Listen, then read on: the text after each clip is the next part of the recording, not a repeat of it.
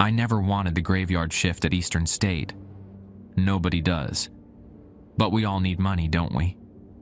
And night guard pays double what day security makes.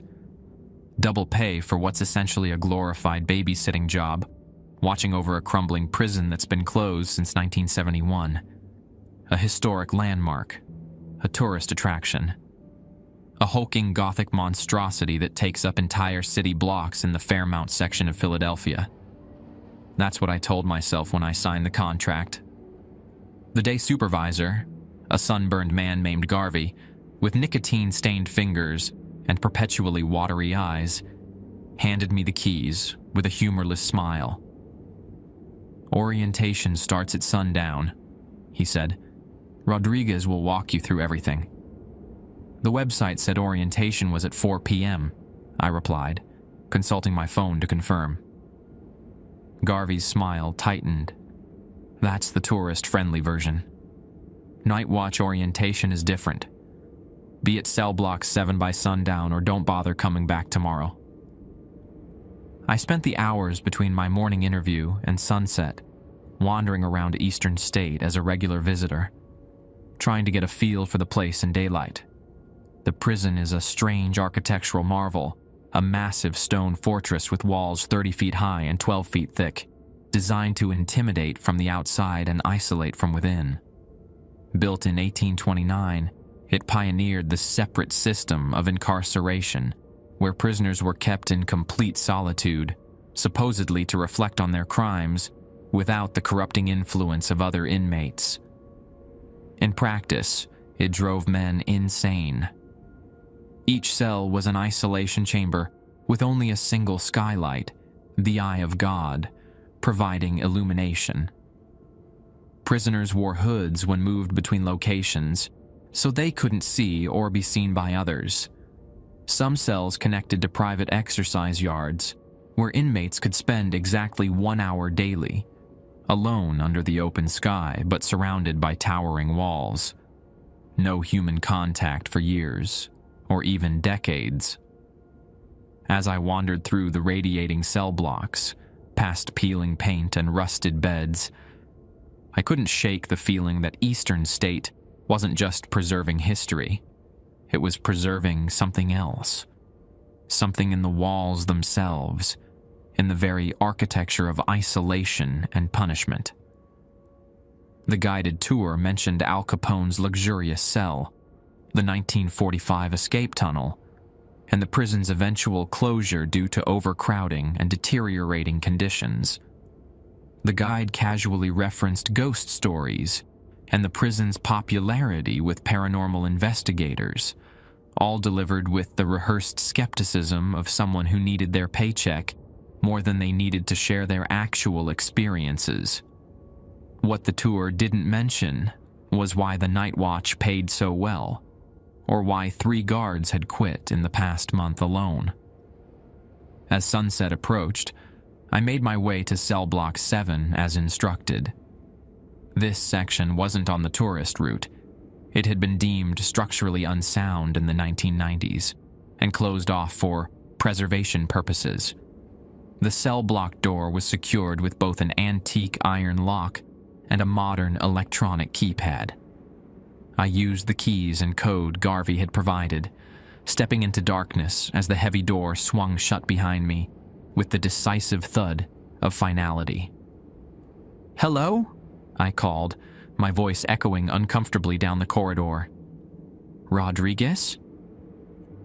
Motion-activated lights flickered on sequentially down the cell block, illuminating a massive central corridor flanked by 3 tiers of cells stretching upward into shadow. At the far end, a figure sat at a small desk, head bent over paperwork. "You're early," Rodriguez said without looking up. "Good. We've got a lot to cover before 2.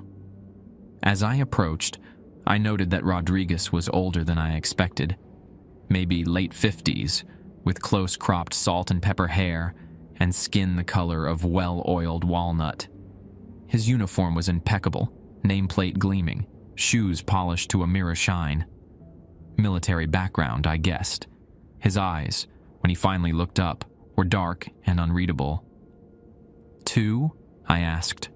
My shift runs midnight to 8. Officially, yes. Rodriguez gestured to a chair across from him. But the real work starts at 2.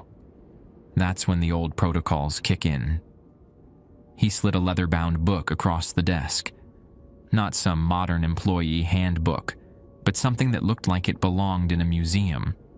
The cover was faded red leather, the title embossed in flaking gold leaf. Eastern State Penitentiary, Night Watch Protocols. Everything you need to know is in here, Rodriguez said. Read it carefully, memorize it. Your life depends on following these rules to the letter. I laughed nervously. My life? Come on, what's really going on here? Is this some kind of hazing ritual for new guards? Rodriguez didn't smile. Eastern State held approximately 75,000 inmates between 1829 and 1971. Official records report 1,200 deaths within these walls. Both numbers are lies. He tapped the book with one perfectly manicured finger. The real numbers are in here, along with the rules that keep those numbers from growing. Something in his tone silenced my skepticism. I opened the book to the first page, where a handwritten note stated simply, Eastern State Penitentiary stands at the crossroads of the living and the dead. Those who maintain the night watch must observe the following protocols between the hours of 2 a.m. and 5 a.m. without exception or deviation. Failure to comply will result in consequences beyond conventional understanding. What followed was a list of rules that made my blood run cold. Eastern State Penitentiary Night Watch Protocol. Rule 1. Complete rounds of all accessible cell blocks before 1:45 a.m. After 2 a.m., remain in the guard station in cell block 5 until 5 a.m., unless responding to a code black situation. Rule 2.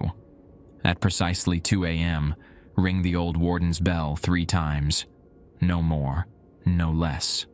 This announces your authority to the residents. Rule 3.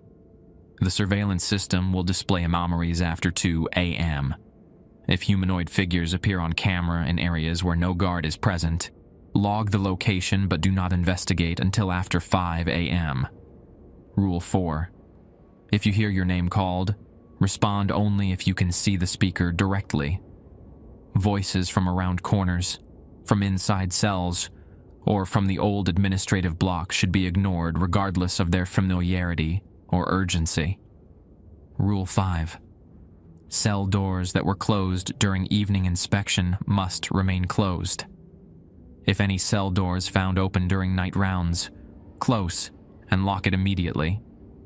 Do not look inside the cell while doing so. Rule 6. The elevator in Block 14 is decommissioned and does not function. If you hear the elevator operating or see its indicator lights activated, leave the block immediately and lock the access door behind you. Rule 7. Inmates were issued 1 blanket each. If you observe multiple blankets in a cell, alert the day supervisor immediately following your shift. Do not attempt to remove the excess blankets yourself. Rule 8. Religious items left by visitors must remain where they were placed. This includes crucifixes, rosaries, medallions, written prayers, or candles. Removing these items constitutes a code black. Rule 9. If lights flicker in sequence down a cell block, creating a chasing effect exit, that block immediately and do not return until after 5 a.m. Rule 10. The sounds of riot or mass movement may occasionally be heard. Unless accompanied by visual confirmation of actual intruders, these are residual phenomena and should be logged, but not responded to. Rule 11. Some cells may appear occupied when all records indicate they should be empty. Do not acknowledge or interact with apparent occupants. They are not your concern and are subject to different regulations. Rule 12. If you encounter a fellow guard who is not scheduled for that night, verify their identity by asking for the current month's password. If they cannot provide it or give an incorrect response, maintain distance and contact external emergency services using the dedicated line. Rule 13, Death Row, Block 15, remains strictly off limits at all times. The door should be secured with both the iron lock and the modern electronic system. If you find this door unlocked or open, do not attempt to secure it. Leave the facility immediately. Contact the emergency number on your ID badge, and do not return until cleared by administrative services. I looked up from the list, a chill running down my spine despite the summer heat that lingered in the old stone building. "What the fuck is going on here?" I said, though something in Rodriguez's expression told me it wasn't. "Eastern State operated for 142 years, he replied, his voice matter of fact. Nearly a century and a half of pain, isolation, desperation, and death concentrated in one location. You think all that just evaporates when they stop using the building as a prison?" He leaned forward. "Energy doesn't disappear. It transforms." I flipped through more pages of the protocol book, finding detailed maps of the facility with certain areas marked in red ink, along with additional instructions for specific scenarios called Code Black situations. The handwriting changed every few pages, suggesting the book had been maintained by different guards over many years. So what exactly am I dealing with here? Ghosts. Rodriguez considered this. That word oversimplifies it. What exists in Eastern State after 2 a.m. isn't just dead inmates lingering behind. It's impressions. Moments of extreme emotion burned into the stone itself. Pain made manifest. He paused. And sometimes, things that were never human to begin with, that found a home here because of what this place represents. You can't seriously expect me to believe. What you believe is irrelevant, Rodriguez cut in sharply. People have died ignoring these protocols. Good people. Smart people who thought they knew better. He tapped the book again. Every rule in here is written in blood. Every single one exists because someone paid the price for not knowing it. The conviction in his voice was unnerving. Either this was an elaborate prank on the new guy, or Rodriguez genuinely believed what he was saying. Either way, I needed this job too badly to walk away now. "What's with the 2 a.m. timing?" I asked, deciding to play along. "Why not midnight? That's when spooky stuff is supposed to happen, right?" 3 a.m. is traditionally considered the witching hour, or devil's hour in Western folklore, Rodriguez replied, his tone academic. But Eastern State operates on corrections time, 1 hour earlier. Everything that happens in prison happens on prison schedule, even the supernatural. He stood abruptly, checking his immaculate wristwatch. "It's 8:42 p.m. We need to complete full rounds before lockdown at 10 p.m. You need to know every inch of this place before midnight, and I need to be gone before 2 a.m. You're not staying?" A shadow passed over Rodriguez's face. Nobody works past 2 a.m. until they've completed at least 3 months on night watch. I'll be back at 5:30 to check on you and help with the morning protocols. He handed me a radio, flashlight, and a set of keys on a retractable cord. "Keep these on you at all times. The radio works for guard-to-guard communication and outside lines, but only before 2 a.m. After that, it's just static." As we began our walkthrough of the massive prison complex, Rodriguez pointed out features not mentioned in the tourist brochures. Hidden alcoves where inmates had committed suicide, cells where particularly violent deaths had occurred, corners where shadows seemed to linger unnaturally, even under direct light. Block 12 was where they housed the most dangerous inmates before death row was established, he explained as we passed a particularly oppressive corridor. The energy there is heavy. Avoid it after midnight if possible. And if it's not possible, then keep moving. Don't linger. Don't respond to anything you hear. He glanced at me, especially if it sounds like someone you know. By the time we completed our rounds, my initial skepticism had given way to a growing unease. The prison at night was an entirely different entity than it had been during my daytime tour. Shadows pooled in corners where they had no business gathering. Sounds carried strangely, sometimes seeming to come from everywhere and nowhere at once. And though I told myself it was just the ancient ventilation system, I couldn't shake the feeling that something was breathing in the darkness just beyond our flashlight beams. At 10 p.m., Rodriguez led me to the guard station in cell block 5, a small room enclosed in bulletproof glass that provided views down the central corridor in both directions. Inside were 2 chairs, a desk with modern surveillance monitors, a small refrigerator, a microwave, and an antique brass bell mounted on the wall.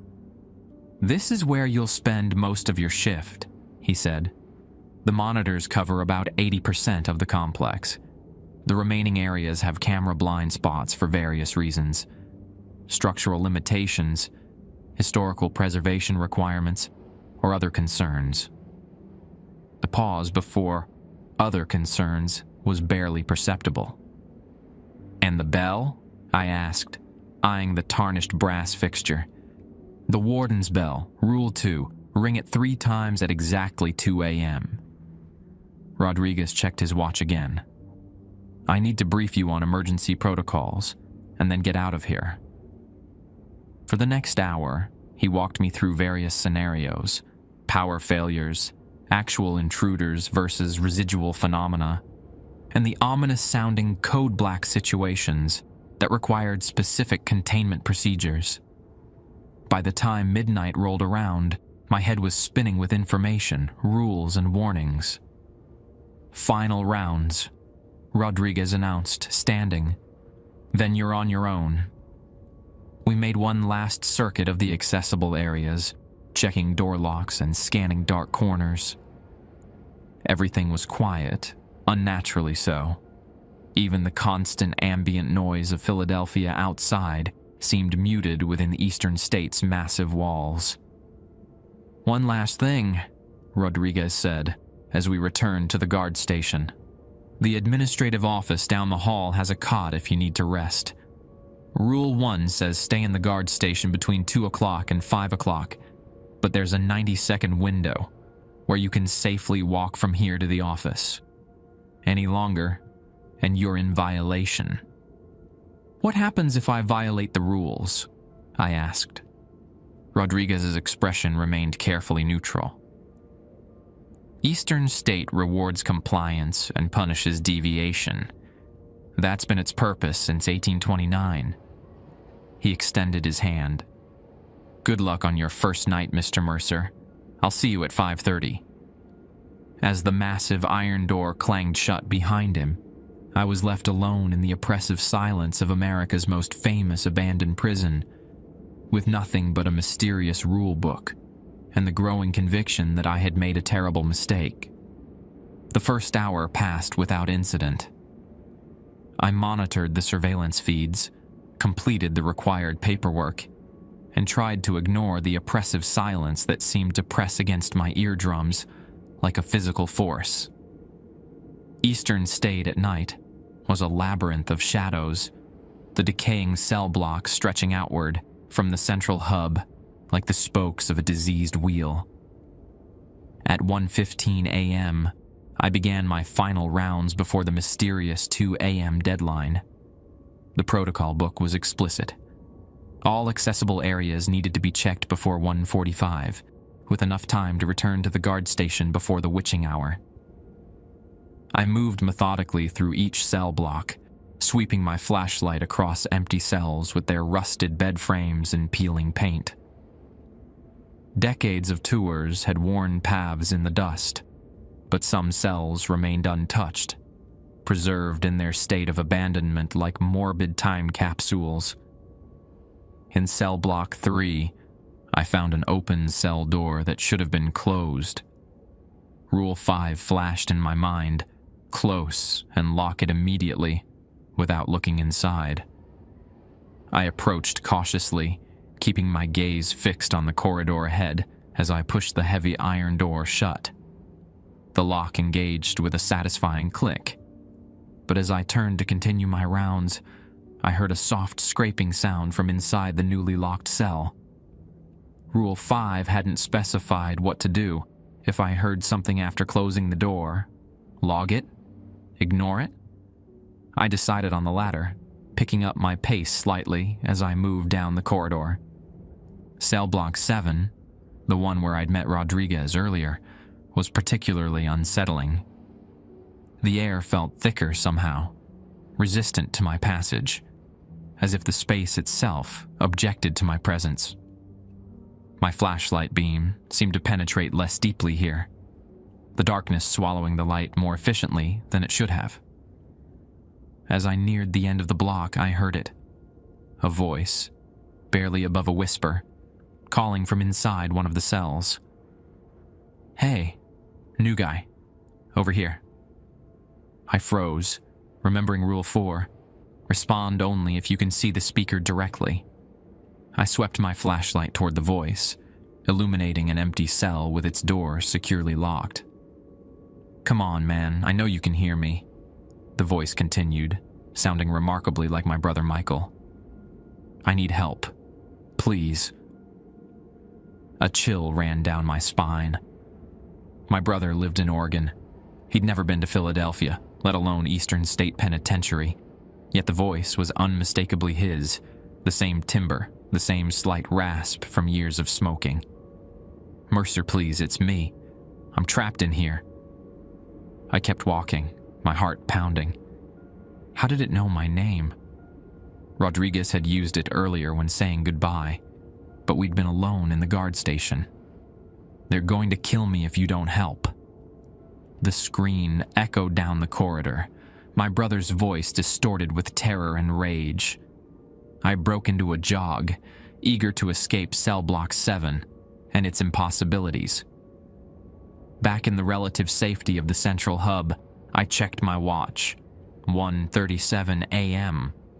Still time to complete my rounds and return to the guard station before 2 o'clock.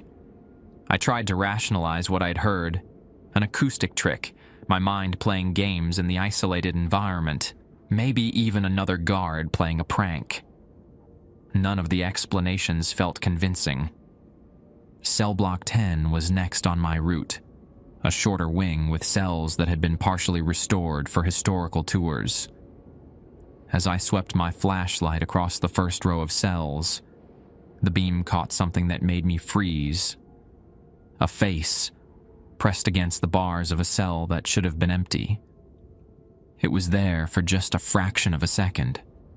Gaunt, pale, with hollow eyes that reflected my flashlight like an animal's. When I steadied the beam for a better look, the cell was empty. Rule 11. Some cells may appear occupied when all records indicate they should be empty. Do not acknowledge or interact with apparent occupants. I continued my patrol with a growing sense of urgency, checking my watch compulsively as I completed the final accessible areas. At 1:43 a.m., I turned back toward the guard station, picking up my pace without quite breaking into a run. As I passed through cell block 4 on my return route, the lights began to flicker, not random power fluctuations, but a deliberate sequential pattern that traveled down the corridor ahead of me like a wave. Rule 9. If lights flicker in sequence down a cell block, creating that chasing effect, exit that block immediately. I didn't need to be told twice. I turned and sprinted for the nearest exit, the lights chasing me as I ran. Each bulb came to life as I passed under it, then extinguished behind me, as if something was pursuing me through the electrical system itself. I burst through the exit door into the central hub at 1:52 a.m., gasping for breath. The guard station was visible across the open space, its lights a beacon of safety in the increasingly hostile environment. I jogged the remaining distance and locked myself inside with 5 minutes to spare before 2 a.m. The surveillance monitors showed nothing unusual. Empty corridors, locked cells, the abandoned exercise yards with their overgrown patches of weeds pushing through cracked concrete. Nothing to explain the voice, the face, or the pursuing lights. At exactly 1:59 a.m., I checked that the door to the guard station was securely locked, then positioned myself by the warden's bell as instructed. The brass fixture was tarnished with age, the rope pull frayed at the edges as if it had been handled by countless hands over the decades. As my watch ticked over to 2 a.m., I pulled the rope 3 times in succession. The bell's tone was deeper than I'd expected, resonating through the guard station and beyond, with a sound that seemed to penetrate stone and flesh alike. 1, 2, 3. The moment the third toll faded, every light in the prison complex flickered simultaneously. The surveillance monitors went black for precisely 3 seconds, then returned to normal, except nothing was normal anymore. On camera 4, covering cell block 7, a figure stood in the middle of the corridor, perfectly still and facing the camera. It appeared to be wearing the striped uniform of a 19th century inmate, though the image was too grainy to make out details of its face. On camera 6, cell block 10, 3 figures moved slowly from cell to cell, checking inside each one as if conducting their own patrol. They moved with a fluid synchronicity that was distinctly inhuman. On camera 9, the administrative block showed lights on in offices that should have been empty, silhouettes moving behind frosted glass doors, bearing the names of wardens who had died decades ago. Rule 3. If humanoid figures appear on camera in areas where no guard is present, log the location, but do not investigate until after 5 a.m. With shaking hands, I opened the logbook and began recording what I was seeing, trying to maintain the clinical detachment that Rodriguez had demonstrated. Camera 4, cell block 7, single humanoid figure, stationary, apparent historical inmate uniform. Camera 6, cell block 10, multiple humanoid figures, mobile, conducting cell checks. As I wrote, a new movement caught my eye on camera 2, which monitored the corridor directly outside the guard station. A figure was approaching, not one of the strange, indistinct shapes from the other cameras, but a clearly visible man in a modern security uniform identical to mine. Rule 12. If you encounter a fellow guard who is not scheduled for that night, verify their identity. I watched as the figure stopped outside the guard station door and raised its hand to knock. 3 sharp raps echoed through the small room, impossibly loud in the silence. "Hello?" called a friendly, normal-sounding voice. "You in there, new guy?" "It's Williams from day shift. Forgot my medication in my locker and had to come back for it." I approached the door cautiously, keeping the protocol book in hand. Through the glass, the man looked completely ordinary, mid-30s, slightly overweight, with a regulation haircut and a nameplate that did indeed read Williams. "What's the password?" I called through the door, remembering Rule 12's verification procedure. Williams looked confused. "Password? Oh, you mean the monthly code. It's Liberty Bell, right?" I hesitated. Rodriguez hadn't actually told me the current month's password. Was Liberty Bell correct? It sounded plausible for a Philadelphia institution. As I considered what to do, I noticed something odd about Williams. Although he was standing directly under one of the corridor lights, he cast no shadow on the floor beneath him. "Let me call Rodriguez to confirm," I said, reaching for the radio. Williams's expression changed suddenly. "No need for that. I'm already here, aren't I? Just open up and I'll be out of your way in a minute." I stepped back from the door.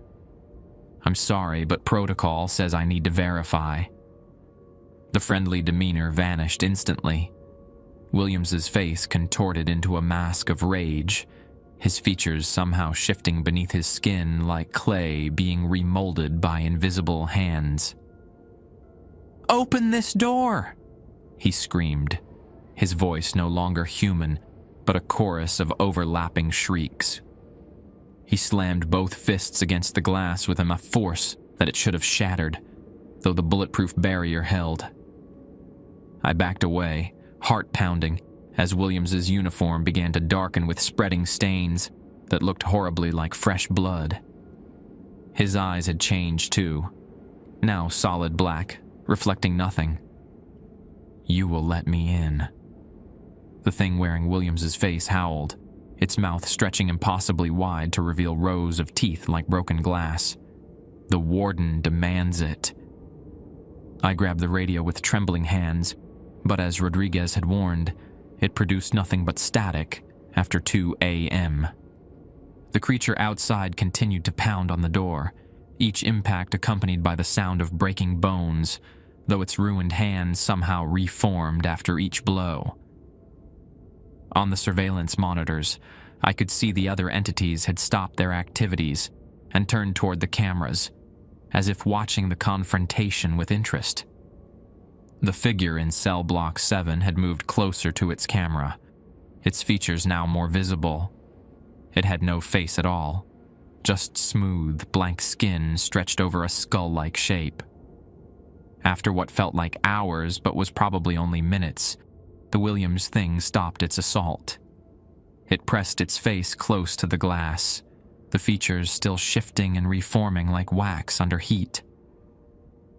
3 hours, it said, its voice now a harmonious blend of hundreds of different tones, speaking in perfect unison. "We have 3 hours until dawn. The door won't hold forever." Then it turned and walked away, its gait unnaturally smooth, as if its feet weren't quite touching the ground. On the monitors, I watched it join the faceless figure in cell block 7, the two entities standing together for a moment, before the Williams thing dissolved into a dark mist that seeped into the stones of the floor. The faceless figure remained, staring directly at the camera. Slowly, deliberately, it raised one hand and pointed at me. Or rather, pointed at camera 2, at the guard station where I watched. Then it too began to change, its form elongating and twisting until it resembled nothing human, before it slithered into the shadows between cells and vanished from view. I spent the next hour documenting everything in meticulous detail, partly because the protocol demanded it, and partly to keep myself sane. The surveillance monitors continued to show glimpses of impossible things, inmates from different eras moving through the corridors, some in chains, others performing work duties that had ceased decades ago. Occasionally, something far less human would cross the camera's field of view, writhing shapes that hurt my eyes to look at directly, or tall, thin figures that seemed composed more of absence than presence.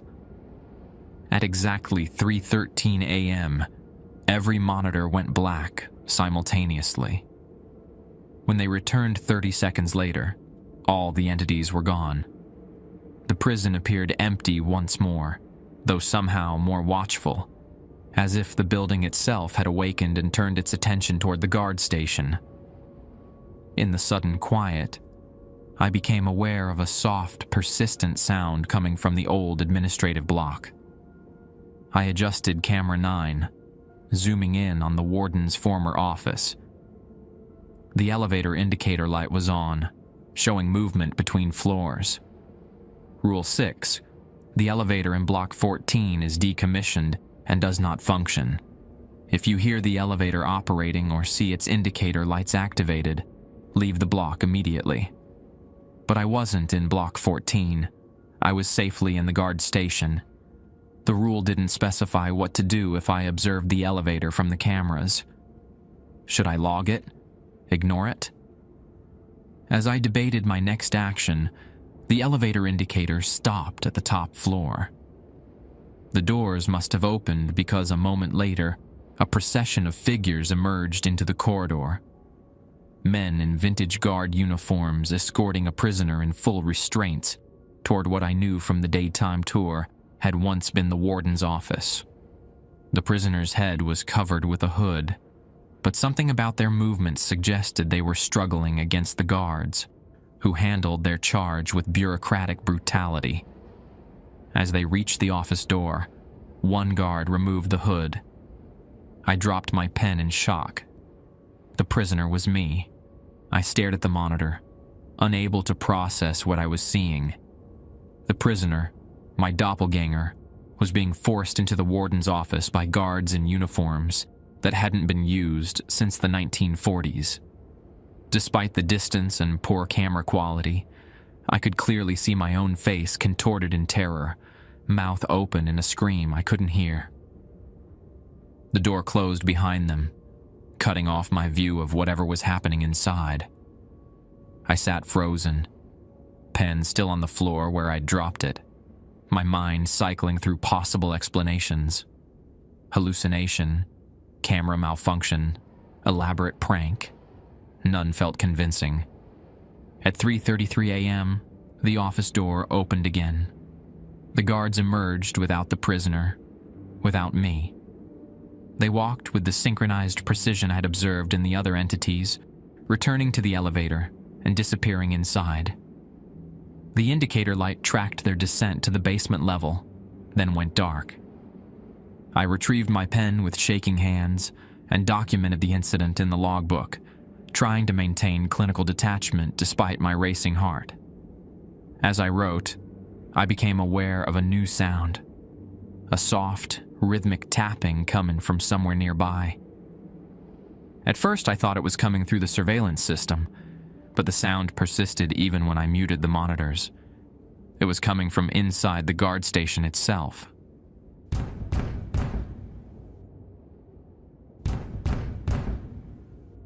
I followed the sound to the back wall of the guard station, where a small vent connected to the prison's ancient ventilation system. The tapping was coming from inside, as if someone or something was trying to communicate.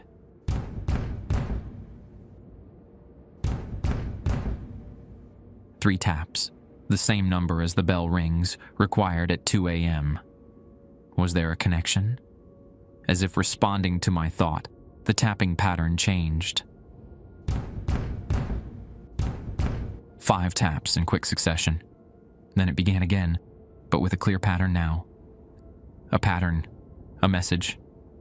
I checked my watch, 3:53 a.m. The numbers didn't match. What was the significance of 3-5-3? The protocol book lay open on the desk where I'd left it. I flipped through looking for any mention of communication patterns or codes, finding nothing relevant until I reached a section titled Emergency Provisions. There, a small note in the margin caught my eye. 353, Block 15 breach. Block 15, death row. Rule 13, strictly off limits at all times. I quickly switched the surveillance monitor to camera 15, which should have shown the entrance to the death row block. The screen remained black. According to the system status, camera 15 was offline. The tapping from the vent grew more insistent. I checked the other cameras, looking for any sign of disturbance near death row. Camera 14, which monitored the corridor leading to Block 15, showed the massive door that separated death row from the rest of the prison.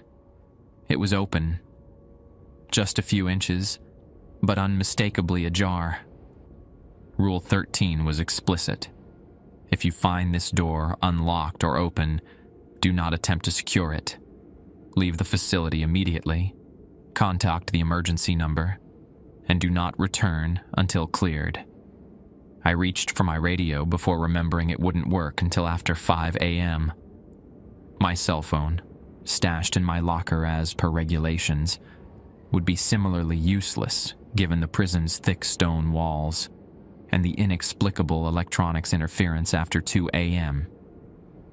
The protocol book offered no guidance for this specific scenario.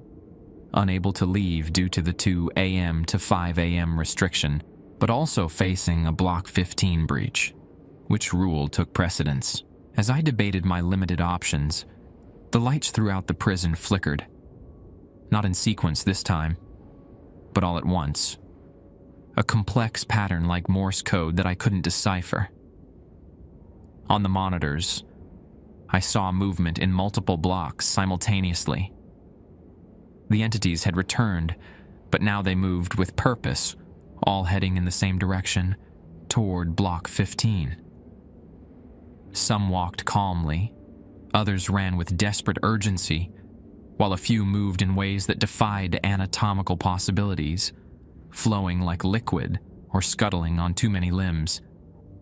The tapping from the vent had stopped, replaced by a low, persistent humming that made my teeth ache and my vision blur around the edges. I made a decision. Rule 1 confined me to the guard station, but Rule 13 specified leaving the facility entirely. Since I couldn't follow both, I would prioritize the one that seemed most urgent, the Block 15 breach. But first, I needed to understand what I was dealing with. I pulled out the facility map included in the protocol book, studying the layout of Block 15 and its relation to the rest of the prison. Death Row was deliberately isolated, accessible only through a single, heavily secured entrance. According to the historical notes, it had housed Eastern State's most dangerous inmates and had been the site of multiple executions before Pennsylvania officially ended the death penalty. The notes also mentioned something odd. Block 15 had been built over the remains of an earlier structure, some kind of underground chamber that predated the prison itself. The chamber had been discovered during the expansion work in 1913 and subsequently sealed off after several unexplained incidents among the construction crew. The warden at the time had made the peculiar decision to build Death Row directly above this chamber, connecting the two spaces with a shaft that the official records described as a ventilation improvement. A ventilation shaft, like the one currently emitting that bone-rattling hum in the guard station. I checked my watch again. 4:07 a.m. Less than an hour until the 5 a.m. threshold, when the rules stated the night watch protocols would end. If I could just wait it out. A new sound cut through the humming, a distant metallic screech like massive hinges protesting movement after decades of stillness. On camera 14, I watched in horror as the door to Block 15 swung fully open of its own accord.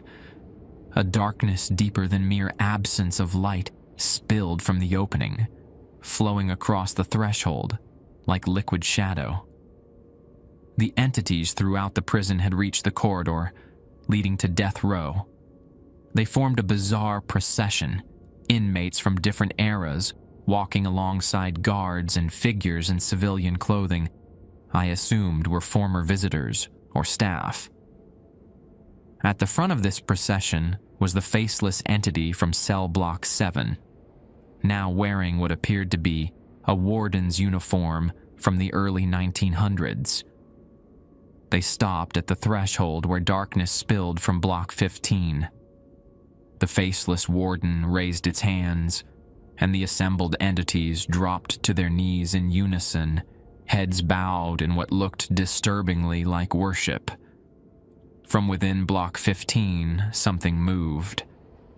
The camera quality made it difficult to discern details, but I could see a massive form taking shape within the darkness, taller than a man, with proportions that seemed wrong in fundamental ways.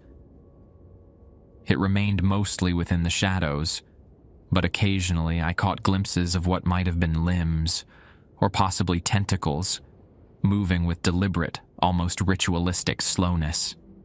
The faceless warden stepped forward, directly addressing the thing in the darkness. Though I couldn't hear the words, I could see its blank face rippling as if forming speech. The darkness responded by extending something toward the warden, a limb, a tendril, a hand, I couldn't tell, and the warden accepted whatever was offered with a deep bow. Then the warden turned, facing directly toward camera 14, though it had no eyes to see with. It raised what it had been given, a key, ancient and ornate, that seemed to absorb rather than reflect the corridor's light. With deliberate precision, the faceless warden pointed first at the key, then directly at the camera, then made a turning motion as if unlocking the door. The message couldn't have been clearer. It wanted me to use that key. But on what? There was no keyhole in the guard station, and the protocol book mentioned nothing about a key associated with Block 15.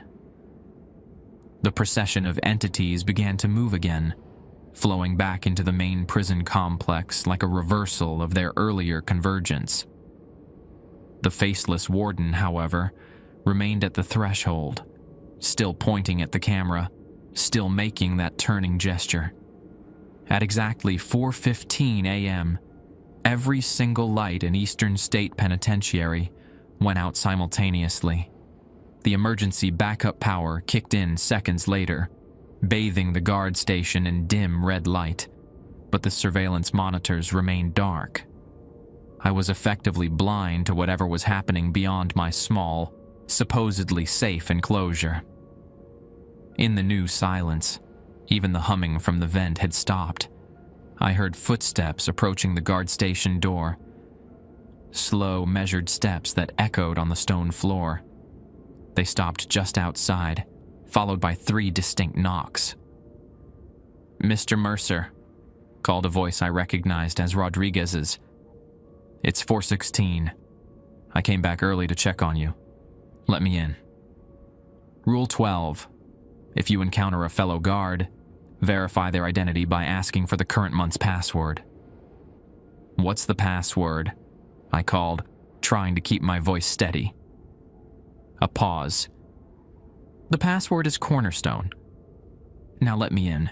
Something's wrong with Block 15. I can see the doors open from here." The password sounded plausible. Cornerstone had historical significance for Eastern State, which had been designed by architect John Haviland based on the concept of separate confinement radiating from a central surveillance hub. But Rodriguez had never actually told me the password, and his early return seemed suspicious, given his insistence on the 2 a.m. to 5 a.m. isolation period. "I need to see your face first," I said, moving closer to the door but not unlocking it. Rodriguez stepped into view outside the glass, looking exactly as he had earlier. Impeccable uniform, close-cropped salt and pepper hair, expression serious but composed. "We don't have time for this, Mercer. The Block 15 situation is a code black. We need to enact containment protocols immediately." He held up a key identical to the one I'd seen the faceless warden holding on the surveillance feed before the cameras went dark. "Where did you get that?" I asked, my hand frozen on the door lock. "It's the master key," Rodriguez replied impatiently. "Standard issue for supervisors. Now open up." Something wasn't right. If this was really Rodriguez, why would he risk entering the prison between 2 and 5 a.m.? Why hadn't he called first? And how had he known about the Block 15 door being open when camera 15 was offline? I stepped back from the door. "I'm going to wait until 5 a.m. as per protocol." Rodriguez's expression darkened. That's not an option. The Block 15 breach supersedes all other protocols.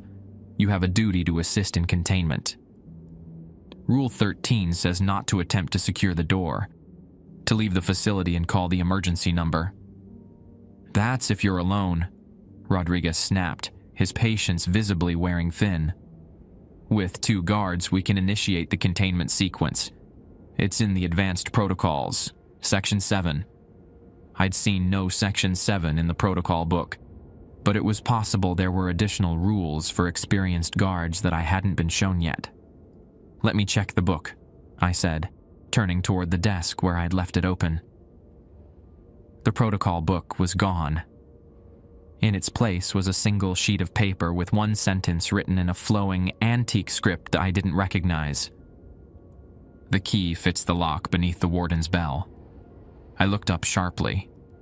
Rodriguez was still outside the door, but something had changed. His shadow on the floor behind him was wrong, too large, too shapeless, with protrusions that didn't match his human silhouette. "Last chance, Mercer," he said, his voice retaining its human quality, though his shadow continued to writhe and expand behind him. "Open the door, or face the consequences of failing your duty." My eyes darted to the warden's bell on the wall, the one I'd rung at 2 a.m. Beneath it, partially hidden by the mounting bracket, was a small brass plate I hadn't noticed before. I moved closer, examining it in the dim red emergency lighting. It was a keyhole cover, a keyhole that would perfectly fit the antique key Rodriguez, or whatever was wearing his face, held outside the door. "What's behind Block 15? I asked, stalling for time as I tried to process this new information. What's in the chamber beneath it? Rodriguez's face remained perfectly composed, but his shadow reared up behind him like a cobra preparing to strike. "Open this door, and I'll show you." "I don't think you're Rodriguez," I said, backing away from both the door and the keyhole beneath the bell. "I don't think you've ever been Rodriguez." The thing outside smiled, a perfect imitation of a human expression that nonetheless sent ice through my veins. "Very good, Mr. Mercer. You're more perceptive than most new hires." The smile widened beyond what a human jaw should allow. "But it doesn't matter what you've figured out. The door to Block 15 is open. The way is prepared. All that remains is for you to complete the sequence." "What sequence?" "Ring the bell. Turn the key. Open the way." Its voice had begun to change, Rodriguez's familiar tones overlaid with something ancient and hungry. "That's all you need to do." "And if I refuse?" The smile expanded further, consuming too much of its face. "Then we'll find someone else. We always do. But it would be messier, more painful for everyone involved." As if to emphasize this point, the entity's shadow detached from its feet, sliding under the door and into the guard station. The temperature plummeted as the living darkness pooled on the floor, then began climbing the walls like sentient oil. "The choice is yours, Mr. Mercer," the thing said, its voice now a chorus of hundreds. "Ring the bell, turn the key, or watch as we consume this place and everyone in it, inch by agonizing inch, until someone else completes what you refused." The shadow continued its inexorable spread across the walls and ceiling, gradually encircling me in a shrinking pocket of dim red light. From within the darkness, faces began to form, contorted in eternal screams, eyes wide with endless terror. I backed against the desk, searching desperately for anything that might help. My hand brushed against the forgotten radio. Though it had been useless after 2 a.m., I grabbed it anyway, switching it on out of pure desperation. To my shock, it crackled to life.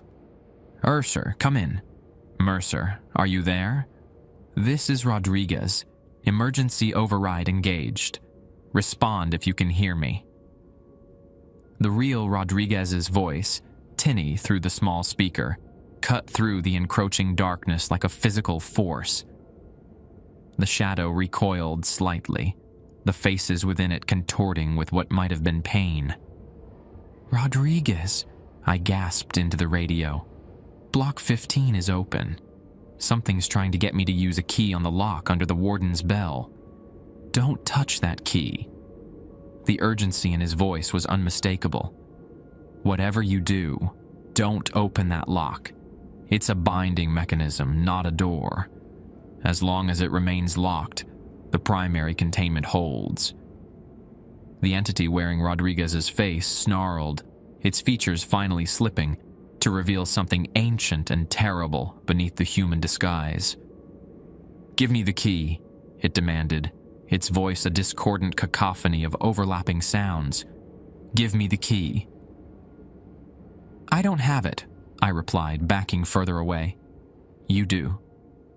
The creature looked down at the key in its hand, momentarily confused. In that instant of distraction, the radio crackled again. "Mercer, listen carefully," Rodriguez said. "Check your watch. What time is it?" I glanced at my wrist.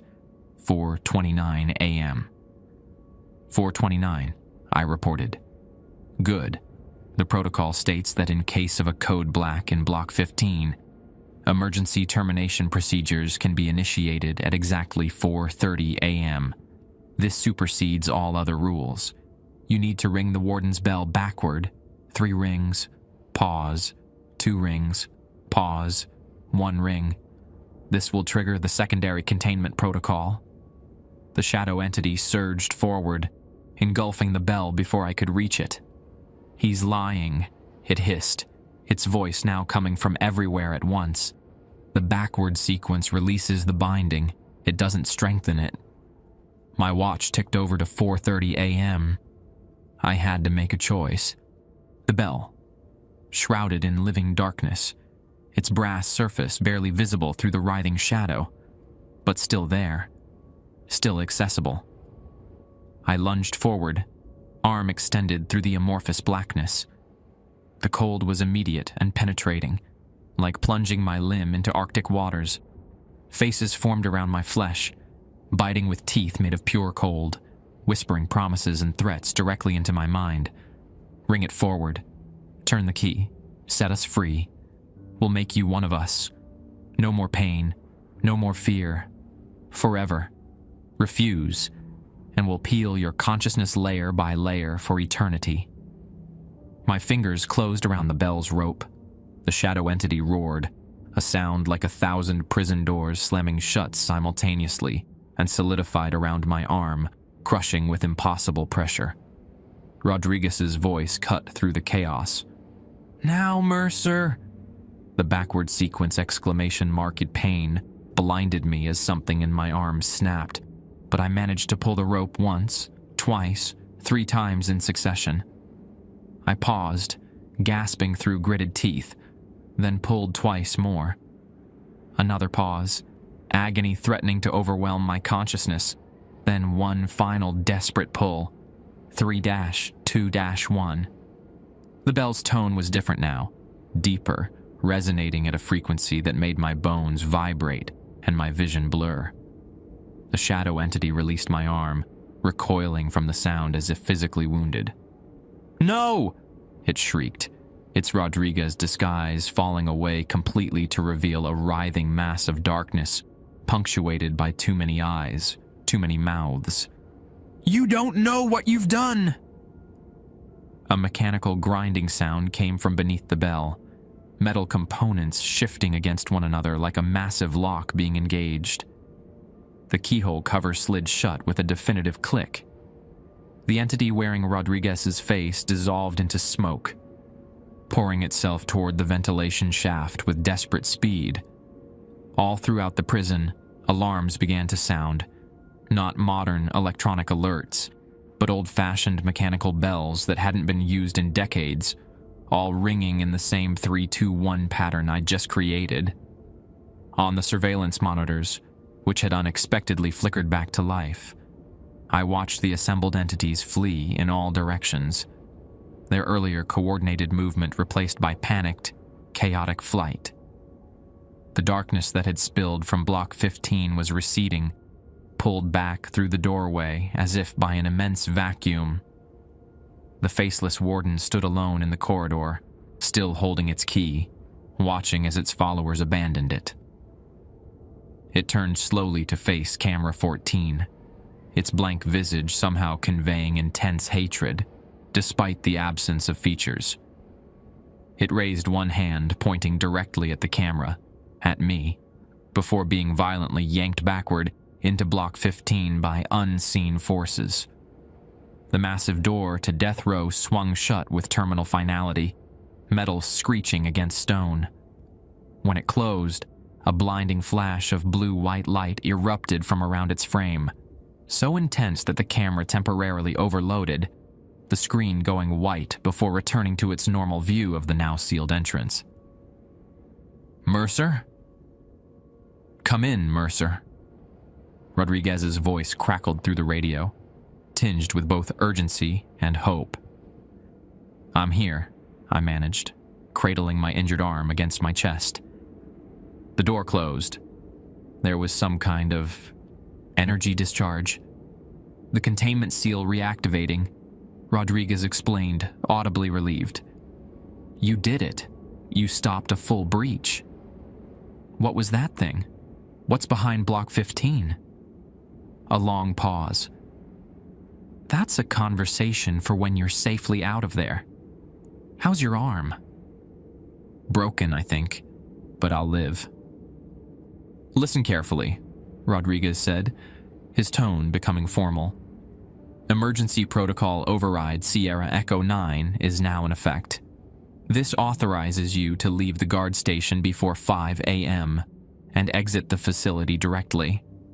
Use the emergency exit at the end of cell block 5, opposite the guard station. The code is 1913. I hesitated, eyeing the exit he'd indicated.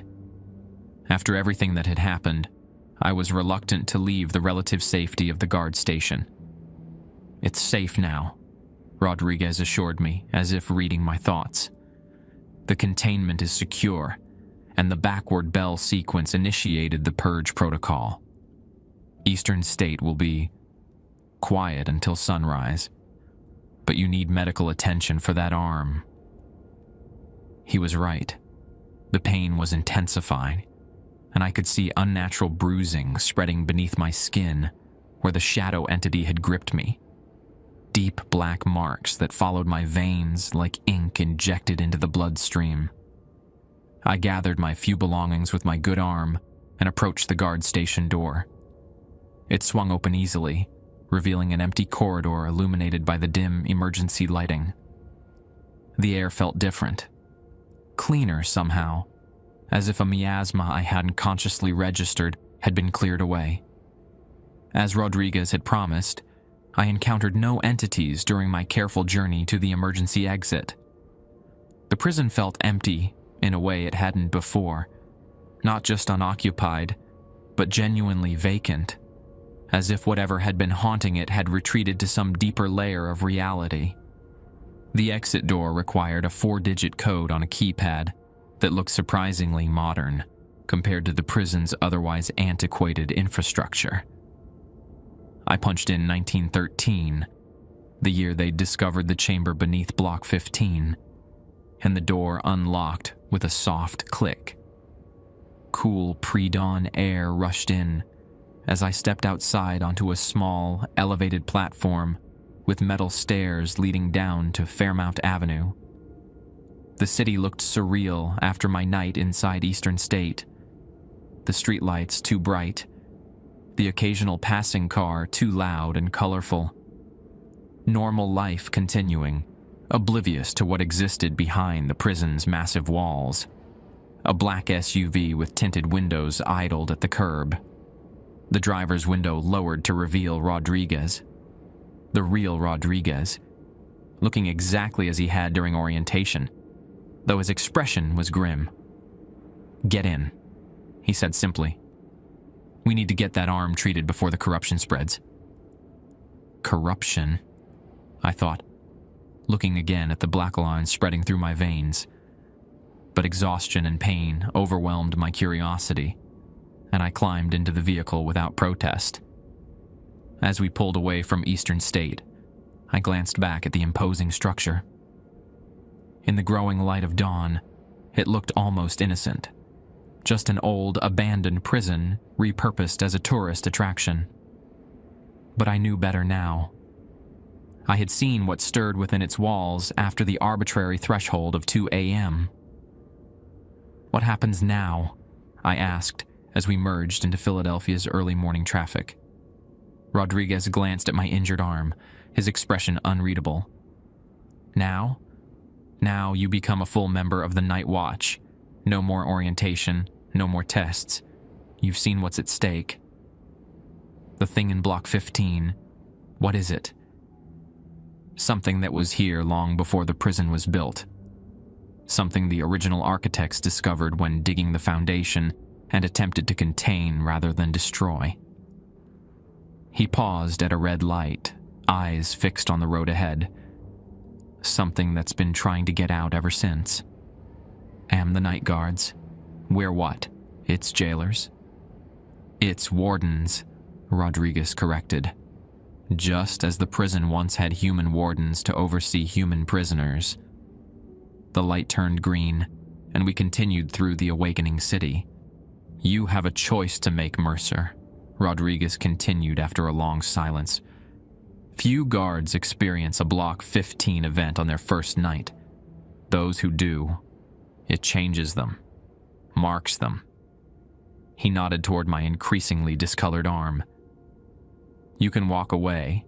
We'll treat your injury, provide generous compensation, ensure your silence. Or you can continue with the Night Watch, with full knowledge of what you're guarding against."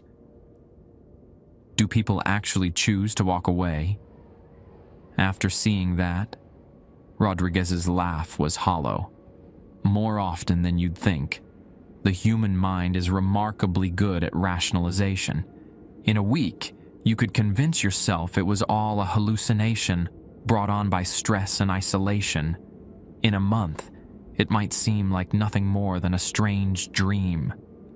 And if I stay, then you'll learn the full protocol, all the rules, not just the basic 13. You'll understand what's really contained within Eastern State's walls, and why we can never, under any circumstances, allow it to escape." His knuckles whitened on the steering wheel. "And you'll carry that knowledge with you always, knowing that if you fail, if any of us fail, what emerges won't stop at Philadelphia." Through the windshield, I could see the sun beginning to rise over the city skyline, painting the buildings in hues of gold and amber. The first light of a new day, chasing away the lingering shadows of night. Except for the shadows spreading through my veins, those seemed impervious to the dawn. I thought about the faceless warden pointing at me before being dragged back into Block 15. About the thing wearing Rodriguez's face, promising eternal torment if I refused its demands. About the procession of entities, former inmates, guards, and visitors, all prostrating themselves before whatever dwelled in the chamber beneath death row. I also thought about the rules, the precise, detailed protocols that had kept that thing contained for nearly 2 centuries. The bell sequence that had resealed its prison when it had nearly escaped. "I'll stay," I said, the black lines now reaching my shoulder. "I want to understand. I need to understand." Rodriguez nodded, unsurprised. "Then your real training begins tomorrow night. For now, we need to address that corruption before it reaches your heart." He pulled into the underground parking garage of a nondescript building in Center City. "Our medical team has experience with this particular infection." As we walked toward an unmarked elevator, I glanced at my watch, 5:47 a.m. The night watch was officially over, the regular protocols suspended until sunset. But I knew now that the rules didn't end with daylight. They merely changed form, adapting to the shifting boundary between ordinary reality and whatever lay behind the walls of the Eastern State Penitentiary. The night watch continued, even in daylight. And I was now irrevocably part of it. The medical facility beneath the anonymous office building bore no resemblance to a regular hospital. The walls were lined with symbols similar to those I'd glimpsed in Eastern State. A combination of mathematical formulas, alchemical signs, and what looked like cuneiform script. The medical staff wore not scrubs, but dark gray uniforms with insignias I didn't recognize. They worked on my arm with practiced efficiency, injecting a blue glowing fluid directly into the black veins spreading from my injury. The substance burned like liquid nitrogen as it traveled through my circulatory system, systematically erasing the corruption left by the shadow entity's touch. Throughout the procedure, Rodriguez stood nearby, observing with clinical detachment. When the staff finally finished, leaving my arm bandaged and the corruption neutralized, he approached with a tablet computer. "You said you wanted to understand," he said, offering me the device. "This is the full history of Eastern State's Night Watch protocol, a history that began long before the prison was built." The tablet contained a trove of documents dating back to the early 1800s, geological surveys, architectural plans, personal journals, and official records that had been deliberately excluded from public archives. As I scrolled through them, a disturbing narrative emerged. Before Eastern State Penitentiary, the land had been the site of an unusual geological formation, a perfect circular depression that local Native American tribes had considered taboo for centuries. European settlers had avoided it as well, until Philadelphia's expansion made the land too valuable to ignore. In 1821, during preliminary excavation for the prison's foundation, workers discovered an underground chamber approximately 100 feet below the surface. The chamber wasn't natural. Its walls were lined with a black, glass-like substance inscribed with symbols in no known language. At its center stood a massive stone obelisk covered in similar markings.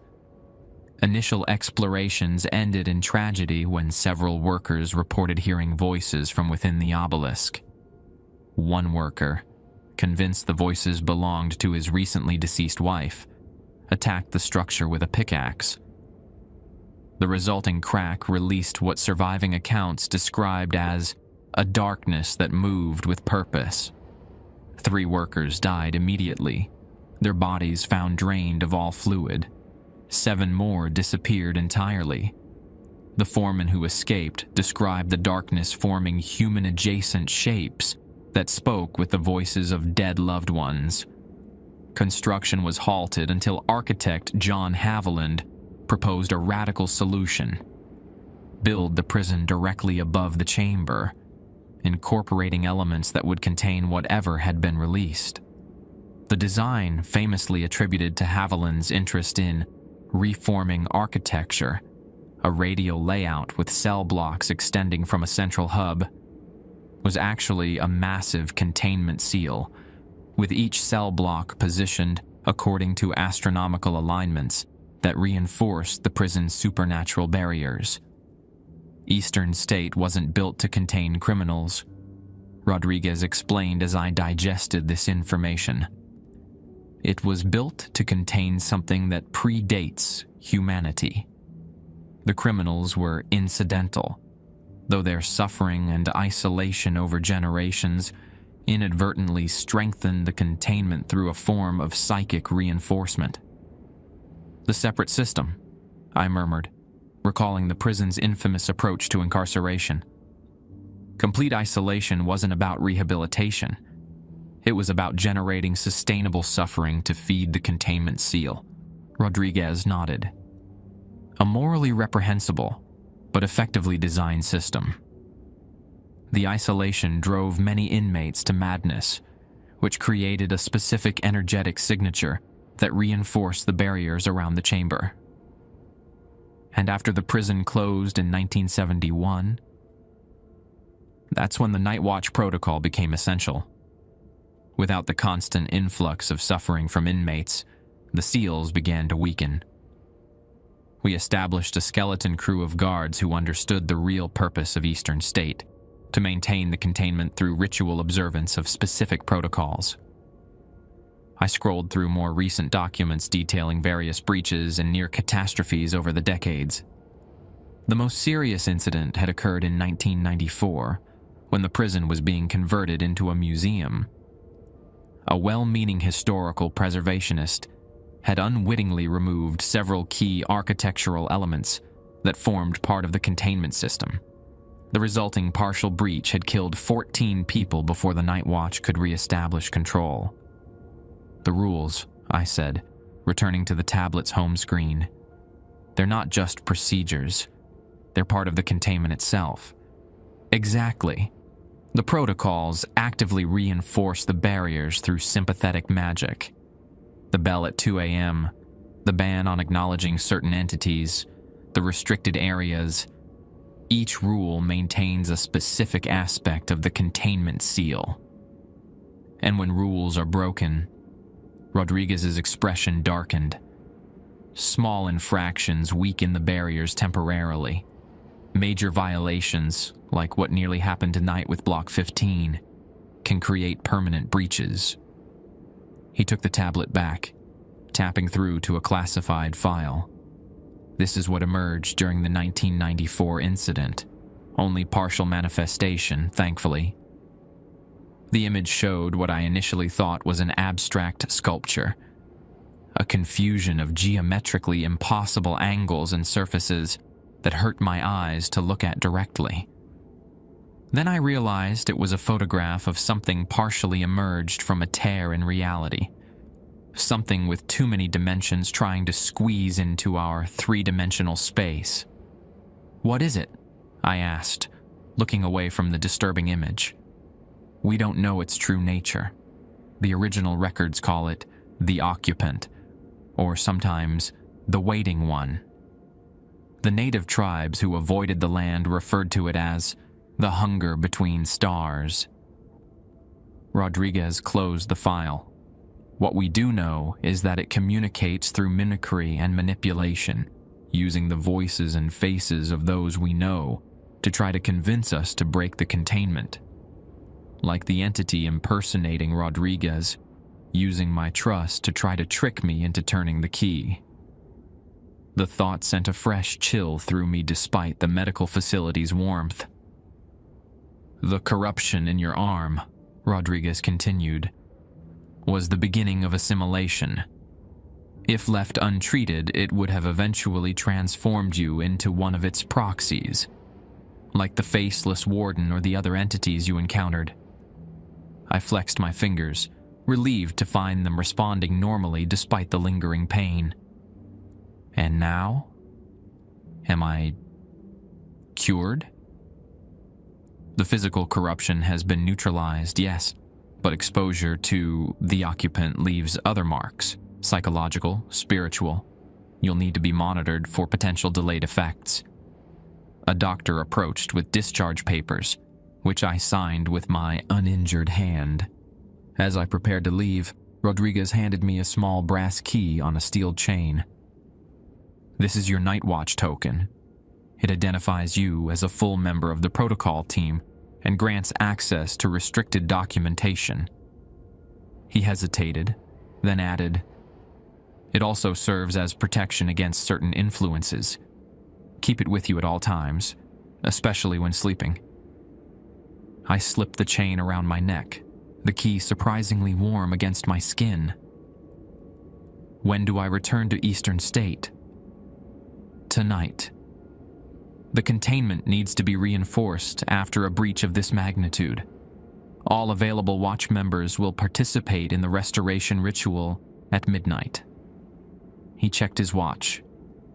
"Get some rest if you can. You'll need it." Outside, Philadelphia had fully awakened, the morning sun illuminating a city completely unaware of what had nearly escaped into its midst during the night. Traffic moved along Fairmount Avenue past Eastern State's imposing walls. Pedestrians hurried to work, and tourists gathered for the day's first prison tours. Business as usual, with no indication that reality itself had almost been torn apart by something ancient and hungry, trying to claw its way through from... where? Another dimension? The space between stars? Some primordial layer of existence that predated our universe? I touched the key hanging around my neck, its warmth pulsing slightly like a tiny heartbeat. My arm ached where the shadow entity had gripped it, the flesh still tender despite the medical treatment. When I closed my eyes, I could still see the faceless warden pointing at me before being dragged back into Block 15, a gesture that felt like a promise rather than a threat. "I'll be waiting," it seemed to say. "We have all the time in eternity." Eastern State Penitentiary loomed in the distance, its Gothic architecture starkly outlined against the morning sky. From the outside, it looked solid, impenetrable, its massive walls designed to keep dangerous offenders safely contained. But now I knew the truth. The walls weren't keeping anything in. They were keeping something out, containing a breach into somewhere else, a portal that had been discovered by accident and imperfectly sealed through desperate improvisation. And tonight, I would return to those walls as a full member of the Night Watch, to follow the rules that maintained reality itself, to stand guard not over a prison, but over the thin membrane, separating our world from whatever waited hungrily on the other side. The protocol would continue, the watch would be maintained, and somewhere beneath Block 15, in a chamber lined with glass-like black stone, the occupant would continue waiting for its chance to emerge, for another guard to break the rules, for another opportunity to turn the key and open the lock beneath the warden's bell. Waiting, as it had for centuries, with the infinite patience of something that didn't experience time as we understood it. Waiting for me. I've been a Night Watch member at Eastern State for 6 months now. 6 months of graveyard shifts spent following protocols that keep reality intact. 6 months of witnessing things no human mind was designed to comprehend. 6 months of learning rules that grow increasingly specific and Byzantine as one advances through the watch hierarchy. Most nights are routine. Ring the bell at 2 a.m., log anomalies on the surveillance system, avoid acknowledgement of the various entities that manifest throughout the prison. Simple tasks with existential consequences. But some nights, like tonight, are different. Tonight is the winter solstice, the longest night of the year, when the barrier between our world and whatever exists beyond Block 15 grows exceptionally thin. The full Night Watch contingent has been mobilized, all 12 current members stationed strategically throughout Eastern State's sprawling complex, maintaining a ritual formation that reinforces the containment seals. I'm assigned to the guard station in cell block 5, the same position I held during my first night. Rodriguez is in block 12, while Senior Watch Officer Lambert coordinates from the central hub. The remaining 9 members are positioned according to calculations that correspond to astronomical alignments I still don't fully understand. At 1:59 a.m., Lambert's voice crackles over the radio. "Prepare for solstice protocol. Bell's sequence on my mark." I position myself beside the warden's bell, watch second hand sweeping toward the top of the hour. The surveillance monitors show my fellow watch members similarly poised at bells throughout the complex. Mark. I pull the rope 3 times, the familiar deep tone resonating through the prison. As always, the sound seems to penetrate deeper than mere acoustics should allow, vibrating through stone and flesh alike. On the monitors, the others perform identical actions, creating a harmonized toll that builds upon itself, growing more powerful with each synchronized ring. Through the speakers, the bell's tone begins to shift into something more complex. Not a single note, but a chord composed of impossible harmonics. The effect is immediate. Throughout Eastern State, the ambient temperature drops 20 degrees. The surveillance feeds show frost forming on cell bars and walls, spreading outward from Block 15 in complex fractal patterns. The entire prison groans as if under immense pressure, the stone walls themselves seeming to flex inward. Phase 1 complete, Lambert announces. Prepare for visualization. This is the part I still struggle with. The mental discipline required to participate in the collective visualization that reinforces the containment. According to Lambert, the process utilizes the same principle that made Eastern State's original separate system so effective at strengthening the barriers. Focused human consciousness directed toward a single purpose. I close my eyes as trained, forcing my mind to construct the specific geometric pattern detailed in the advanced protocols. A perfect dodecahedron with each face inscribed with symbols from the chamber walls, rotating clockwise while its internal angles simultaneously fold inward. A four-dimensional construct that's nearly impossible to hold in three-dimensional human consciousness. My temples throb with the effort, a familiar warmth trickling from my nose, indicating another nosebleed, common side effect of the visualization process. On the worst nights, watch members have been known to rupture blood vessels in their eyes or suffer minor aneurysms from the mental strain. Maintain visualization, Lambert intones over the radio, his voice strained. Phase 2, approaching critical threshold. Through my closed eyelids, I sense a change in the lighting, a subtle darkening that has nothing to do with the physical illumination in the guard station. The air grows thick and resistant, as if reality itself is congealing around me. Then I hear it, a voice cutting through both radio static and mental discipline. My brother's voice, though I have no brother. They're lying to you, it whispers directly into my consciousness. The containment doesn't protect humanity. It imprisons it. My visualization wavers, the geometric construct threatening to collapse under this intrusion. I've been trained for this. The occupant often attempts to disrupt the Solstice Protocol by targeting individual watch members with personalized distractions. Subject experiencing attempted interference. I report through gritted teeth, forcing the mental construct back into proper alignment. Maintaining visualization. Acknowledged, Lambert responds. Block 15 showing increased activity. All personnel strengthen barriers.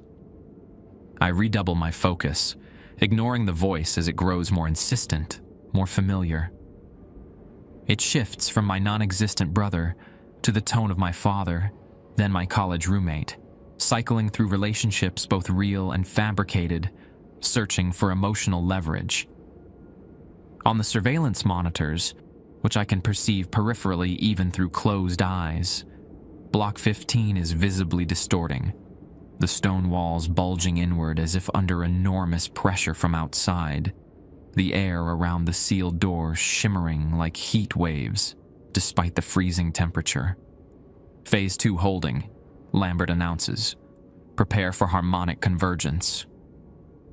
I remove one hand from the bell rope, reaching for the brass key hanging around my neck.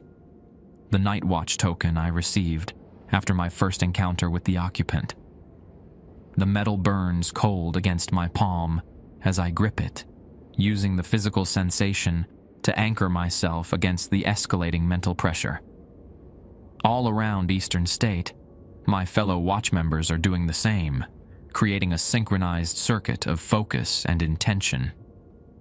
The keys aren't merely symbolic. They're fragments of an ancient mechanism, pieces of the original lock that sealed the chamber beneath Block 15. Convergence in 3, 2, 1. Initiate. I slammed the key against the bell, creating a sharp, discordant note that shouldn't be possible from such an instrument. The sound pierces through the conventional auditory spectrum, resonating at frequencies that human ears cannot typically detect, but human minds can somehow perceive. The effect is immediate and violent. The air in the guard station crystallizes momentarily, frost patterns forming and dissolving in milliseconds. The surveillance monitors show similar phenomena throughout the prison, reality itself briefly transforming into something solid and brittle before returning to normal. In Block 15, the distortion reaches its peak. The bulging walls snap back into place with such force that small fragments of stone explode outward like shrapnel. The shimmer intensifies to blinding brightness, then collapses inward like water down a drain. Containment reinforced, Lambert announces, his voice heavy with exhaustion. Solstice protocol complete. All watch members report status. One by one, my colleagues check in, each sounding as drained as I feel. When my turn comes, I manage a hoarse, Block 5 secure, before slumping into the chair, utterly depleted. The visualization process draws directly on mental energy in ways modern science can't explain, but the original architects of Eastern State somehow understood intuitively. Some ancient knowledge of psychic architecture, perhaps, or wisdom gleaned from a chamber itself during those early explorations. As normal lighting and temperature gradually returned to the prison, I observe the aftermath on the surveillance feeds. Frost recedes from the cell bars, leaving behind intricate patterns like fossil impressions. The pressure-induced distortions in the stonework smooth themselves out, the ancient building seemingly healing itself. But in Block 15, something has changed. The door to death row, massive, reinforced, sealed with both physical and metaphysical locks, now bears a new mark.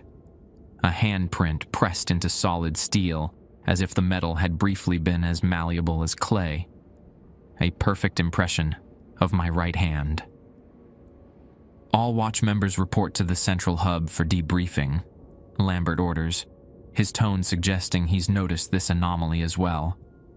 Full containment assessment protocols in effect. I stare at that impossible handprint, knowing with absolute certainty that I never left the guard station, never approached Block 15 during the solstice ritual. Yet there it is, my handprint, down to the small scar across my palm from a childhood accident. The truth hits with terrifying clarity.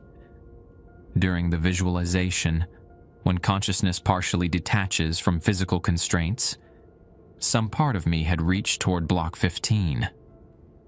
Some fragment of my being had touched the barrier, leaving a mark that shouldn't be possible. Or perhaps something on the other side had reached through me, using my mental connection to the containment process as a conduit. As I prepare to leave the guard station for debriefing, the surveillance feed from Block 15 briefly distorts. For just a moment, so quickly I might have imagined it. The camera shows not the empty corridor with its marked door, but a black chamber lined with glass-like stone and a central obelisk covered in alien symbols. At the base of the obelisk sits a figure in a night guard uniform, writing in a journal. The figure looks up at the camera and smiles with my face. Not quite my face, but close. A version of me with eyes that reflect nothing. A version of me with too many teeth arranged in concentric circles. The image vanishes as quickly as it appeared, replaced by the normal view of Block 15's sealed door with its handprint impression. But the message is clear. The occupant has found a connection to me, just as it eventually does with all Night Watch members who survive their first encounter. This is why the turnover rate is so high. This is why Rodriguez couldn't meet my eyes when he handed me the key 6 months ago. He knew what awaited me, not immediate danger, but a gradual, insidious link to whatever waits beneath the Eastern State Penitentiary. I checked my watch. 3:13 a.m. Hours remain before dawn, before the prison returns to its daytime masquerade as a mere historical attraction. Hours during which the occupant will continue testing the boundaries, probing for weaknesses, using my inadvertent connection to push against the barriers with renewed purpose. The rules have protected Eastern State for nearly 2 centuries. The protocols have contained what lies beneath Block 15, preventing it from fully emerging into our reality. The Night Watch has maintained a vigil through generations of guards, each eventually broken or corrupted by prolonged exposure to the occupant's influence. Now it's my turn to face what all Night Watch members eventually confront: the knowledge that in guarding against the breach, I have become the breach. That the rules protecting our world from the occupant are also increasingly rules protecting our world from me. As I leave the guard station for debriefing, the warden's bell tolls once more of its own accord, a single perfect note that follows me down the corridor, like a promise or a claim. The handprint on Block 15's door pulses slightly in synchronization with my heartbeat, a connection I can feel across the physical distance separating us, a connection that will only grow stronger with time. I still have the night shift at Eastern State Penitentiary. I still follow the rules after 2 a.m., but increasingly, I understand why.